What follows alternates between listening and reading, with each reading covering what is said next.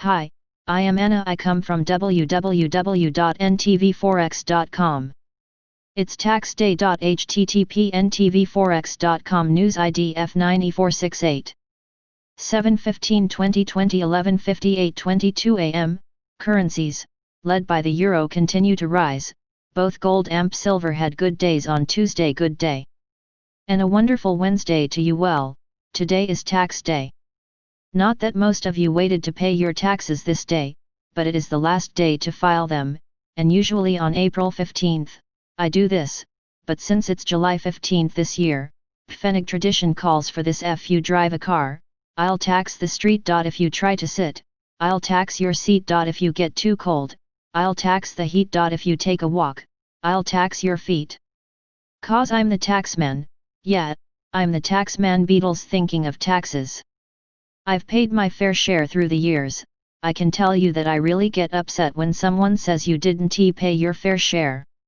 If I were a young man, when my temper was always ready to be set loose at the drop of hat, I would have hit the guy before he got the last words out. But I'm not 19 any longer, and besides, that way of life wasn't getting me anywhere, so I calmed down, and changed, pulled my temper inside. Most people I know have no idea what a roughneck I was at that time. Good thing I found God. I'm just saying. Okay. Well, the Fed's got their backs again, as stocks rallied yesterday. Okay, riddle me this, Batman. One day Tesla announces that they're going to have to drop the price on one of their model cars due to slow sales, and then the next day Tesla stock rallies. Whereas the common sense here chalk that one up along with buying Hertz stock, and others that have filed for bankruptcy. I'm glad I don't have to explain this moronic thinking to a group of people. No, wait, that's what I'm trying to do here, but I can't. I really can't. I realize that even more than ever with the loss of jobs and businesses, that many feel that they have to find a scheme to get them some money fast. And so they turn to the stock market, because, well, they don't have anywhere else they can go to spend $50 and buy slices of 5 different stocks, like I see you can now do. I just see this all coming crashing down in an awful heap, taking no prisoners, not passing go and collecting $200, and leaving just devastation everywhere. But then that's me. What do I know? Well, as I explained yesterday, that's 47 years of being associated with the markets talking, so. The currencies continued to shave more of the dollar's armor off it, yesterday, with the euro trading above 1.14 once again. I read the other day that a chartist called 1.16 the line in the sand for the euro. In other words, if the euro reaches 1.16, then the weak dollar trend will officially be over, with the euro leading the way once again. I'm sorry, but I just can't get excited about the euro these days. The Eurozone has more problems than you can shake a stick at, and I just can't see the euro rallying like it did in 2003. But, as I've always told you, the euro is the offset currency to the dollar, so when traders want to begin selling dollars, the euro will be the beneficiary of that dollar selling, whether or not the euro deserves it. There weren't great moves in the currencies yesterday, just moves upward. The price of oil remained steady Eddie, and gold gained $8 to close at $1,811, and silver gained 24 cents to move higher within the $19 range. Silver continues to get my interest here. And I'm sure glad that I own silver. I used to tell the folks on the desk about how I bought 2 silver coins, one for each kid at the time, and spent $23 each for them. They are specially minted coins, so they cost a bit more than spot, but still, silver in the early 70s was over $20.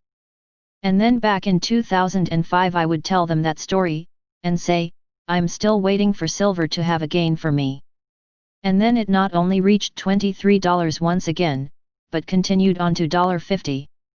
I recall being asked to be interviewed for an article where I called silver the new gold. But then it wasn't and hasn't been even really thought about since 2011. Until now. Gold is up $7 in the early trading this morning, so we start the day with gold at $1,817. The boys in the band are going to continue to attempt to bring the price of gold and silver back down, but from my view in the cheap seats, there's just too much momentum building in these two metals, and selling them short is like throwing yourself in front of a moving bus. But that doesn't stop the boys in the band. My wish for them is that they experience many deep losses from their short trades, and the Swiss National Bank SNB Governor Jordan was up to his old tricks yesterday. He had this to say about the rise in the Swiss franc. Even though we still have scope for further interest rate cuts, the fact remains that one cannot lower interest rates indefinitely, Swiss National Bank President Thomas Jordan said in a lecture for the International Monetary Fund on Tuesday. For this reason, interventions in the foreign exchange market, in which we buy foreign currencies and sell Swiss francs, also play a central role in our policy mix.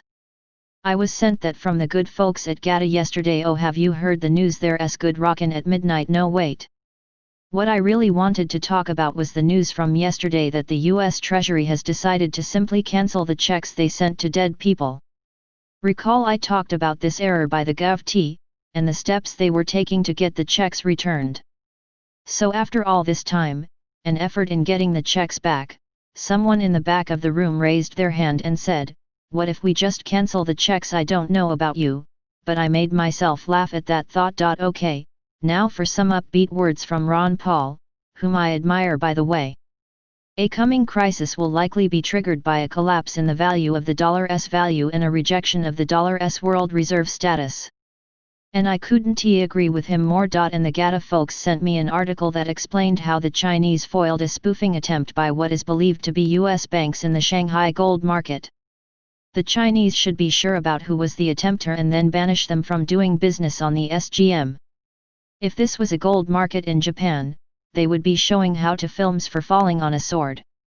And if it was found in the US, they would get a slap on the hands, and a monetary fine that comes nowhere near the amount of money the spoofing bank made in their spoofing.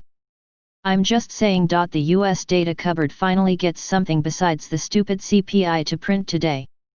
Oh, by the way, the Gov-T tells us that consumer inflation as measured by CPI, rose 0.06% in June, which was almost double the expectations. I guess those so-called experts making the expectations forgot about all the stimulus checks that were sent out, and how, for the most part, they finally got spent in June. Yesterday we had the two speeches by Fed doves, Brainerd and Bullard. Of the two, Brainerd had the best quote when she expressed worry about the economy, and said that there may come a time when yield curve controls may be needed. Bullard mentioned something to the tune of the stock market's optimism has been correct. Brother, can we ever get a real truthful speech from a Fed head? Today's cupboard has the June prints of industrial production and capacity utilization. Both had seen recoveries of some sort in May, and the continuation of those recoveries are expected in June.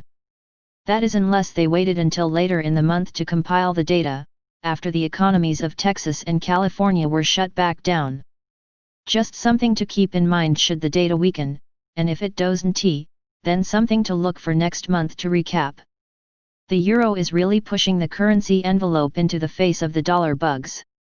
The single unit has reached 1.14, and the chartists say that 1.16 is the line in the sand. Much like I used to say about gold getting past $1,750. Gold added $8 yesterday, and is up another $7 in the early trading today. Silver added 24 cents to its value, and moved higher into the $19 handle. And the US Treasury finally came up with a novel idea to simply cancel the checks they sent out to dead people. This has become the cancel country, so why not carry that on to the checks that were sent in error? Oh, and one more thing before we head to the big finish. The US current debt has already passed $26.5 trillion, with the $500 billion being added in a blink of an eye. As long-time readers, you know that I have stomped and hollered about the rising debt in this country for years, and we used to have to play a game with the debt ceiling folks, but not any longer. This debt just keeps pushing toward the $30 trillion I said it would reach this year, and no one seems to care. Except me, and maybe you. Or, here's your snippet, but it isn't that simple. Both President Trump and presidential candidate Joe Biden say they aim to make America great again. But neither seems to have any idea what ails it. A thoughtful person would spot the damage done by the war on drugs. The war on poverty. The war on terrorism. The war on COVID-19. The deficits, fake money, false interest rates, debt. The swamp. And the deep state. An honest candidate for president would want to put an end to them instead. Both Democrat and Republican aim to double down. Donald Trump came out at the end of last week claiming that Joe Biden had knocked off his great "It's beautiful, really economic" plan. Biden plagiarized him. He said this is not surprising. When you have a winning election hustle, both parties are likely to want to use it. Here in Argentina, for example, the election strategy that works is pretty simple. Destroy the economy with taxes and regulations. Make people dependent on the government.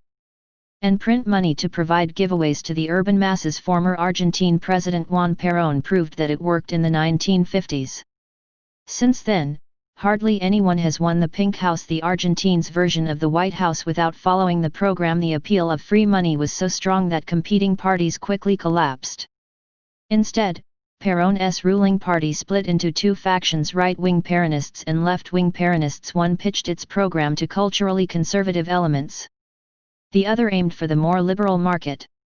But both stuck to the essential playbook promise: print, go broke, illusion and fraud. And now, in both Trump's plan and Biden's proposal, we see the ghost of Juan Perón. We also see that former Governor of Alabama George C. Wallace was ahead of his time with his comment that between Republicans and Democrats, there wasn't a dime's worth of difference. Both aim to seduce the common marginal voter with an illusion and a fraud that the federals can make people better off by rigging the economy as they please. And passing out printing press money. Chuck again. As usual, only Bill can put his thoughts down for everyone to read and understand.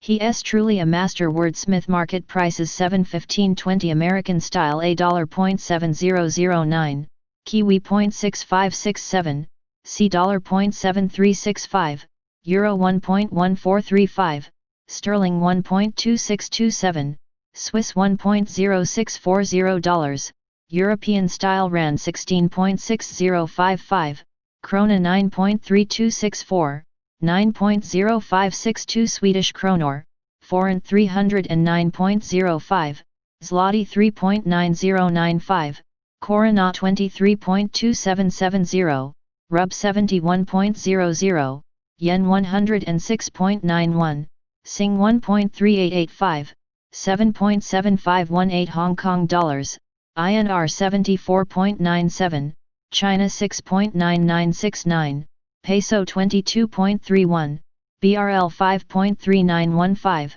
Dollar Index 95.94, Oil $39.75, 10-year 0.63%, Silver $19.35, Platinum $832, Palladium $2,034, and Gold $1,817.00. That's it for today. Already, it's the middle of the month. Time sure flies when you're having fun. Well, I got to watch some real live baseball last night, as the Cardinals played an intra-squad game that ended in a scoreless tie after 5 innings. The main concern everyone has for the Cardinals this year is how will they score runs, and if last night is any indication, I would say that everyone's concerns are real. Okay, we're getting close enough to the time that I will talk about it. Next week, there will only be 2 Pfennigs, and then none for the next 2 weeks, as I will be on Chuck's summer vacation, so, get all of me while you can. Ha ha ha ha. I'll be here tomorrow though, God willing, and the creek don't rise. Oh, I saw that 9 out of 10 Native Americans say they didn't pay any mind to the Washington Redskins name, and it didn't bother them. I shake my head in disgust of what's going on, folks. Well, with that bit of upbeat talk from me, Marvin Gaye takes us to the finish line today with his song Mercy, Mercy. I hope you have a wonderful Wednesday and will continue to be good to yourself. Subscribe our channel to receive the news as soon as possible. Thank you for watching.